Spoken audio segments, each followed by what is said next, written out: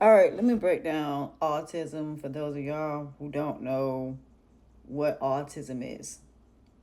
Autism is supposedly a neurological issue where children, basically, when it comes to social skills, they have issues. That's not true.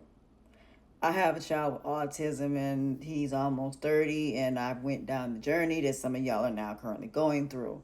Mine was born in 1996. We didn't find out that he was autistic until 1998. My son started out talking and then all of a sudden just stopped out of nowhere. Let me explain the following ways of how autism can come to be. The reason my son is autistic, when he took number one, the umbilical cord around the child's head, if the child is breached. If you have a child that is breached, they have to turn their baby around. Well, if that umbilical cord goes around their neck, we don't know how long that umbilical cord has been around their neck, which in terms messes up their circulation, which in terms it goes to the brain. Okay? So that's number one reason why most children have autism is when you were pregnant with them, the circulation from the brain to the body, from the umbilical cord being around their necks.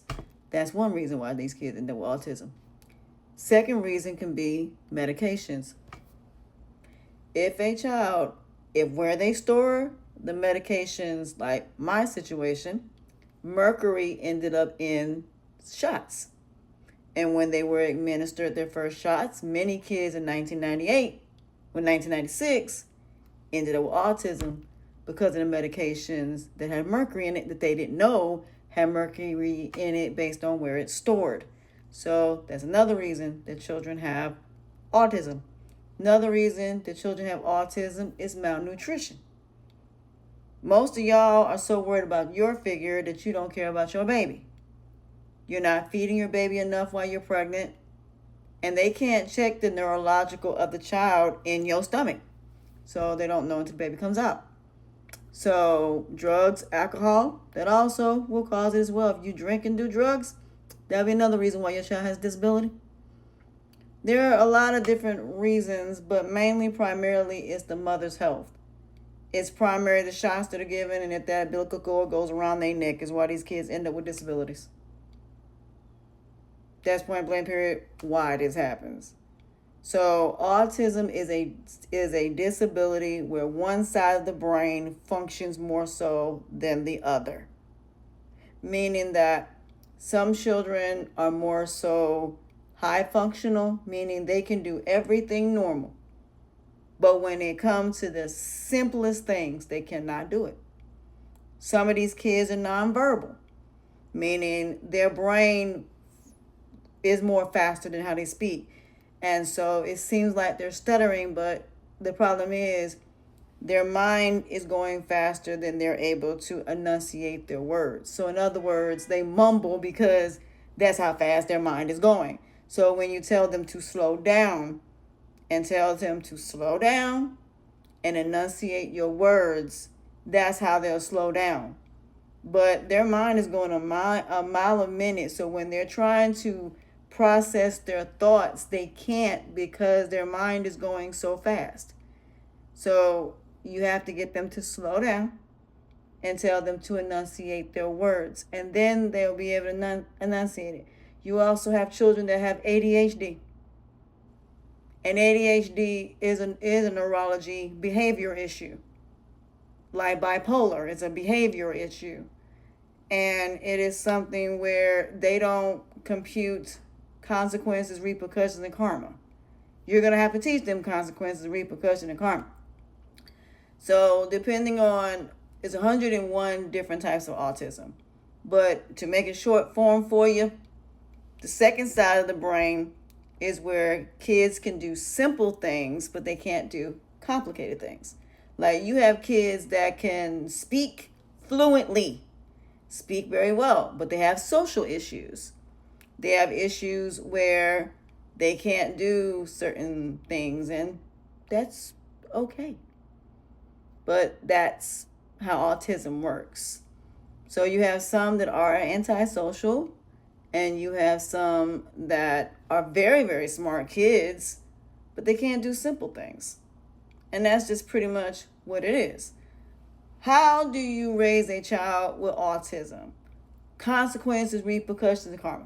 First of all, you got to get yourself prepared. You're going to have to raise your kid. That's just, even though your child is autistic, don't define them as that is the first thing. Don't tell them that they have autism.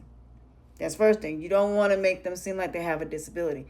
Even with Down syndrome, you don't want to do that.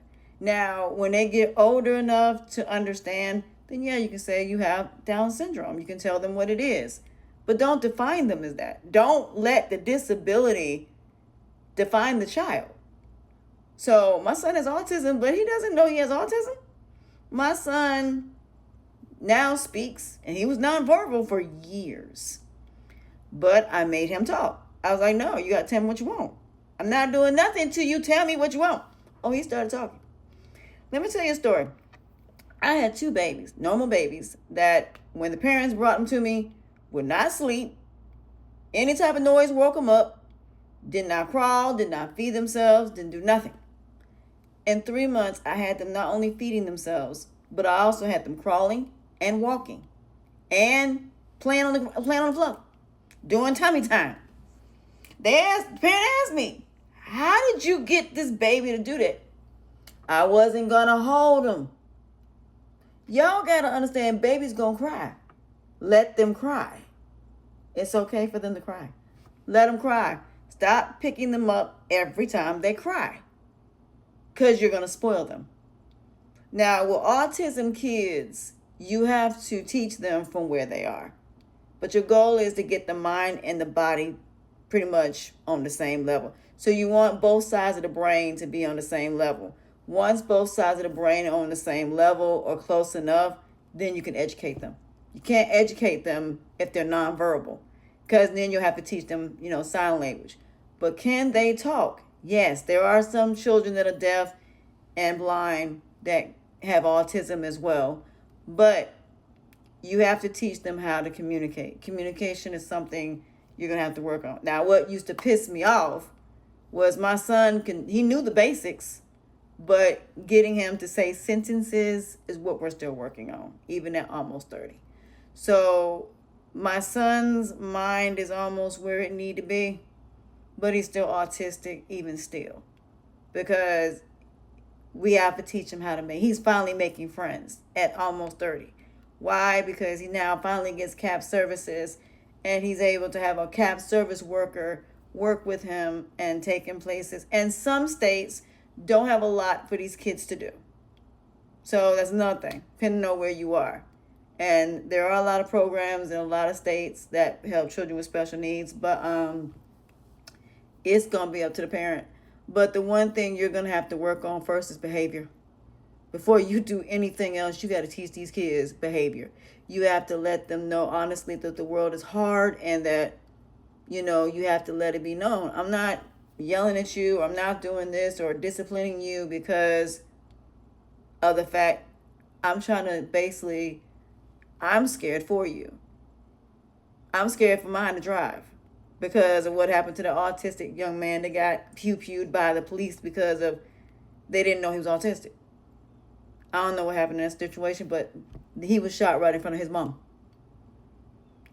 We said we made the decision he was not driving. So there are certain things that because he's autistic, we will not allow him to do. Like, I don't allow my son to be around girls and he's by himself, because I don't want nobody saying that he SA'd somebody. So yes, those are the things that are the first things you want to work on. Those things. You want to get him ready for the world. The education part, he and she got plenty of time to learn that. But can you take children that are severe and get them to communicate? Yes, you have to make them. If y'all stop giving them what they want and just say no, you have to get it. If they start having behavior issues, catch it when they're small. Don't wait till they get 12 or 13 years old when they're taller than you. Like mine is taller than you. I'm 5'3", my son is 5'10". I can't do that at this point. But I started when he was younger. So even now, he's taller than me, but hey, I ain't somebody to play with. So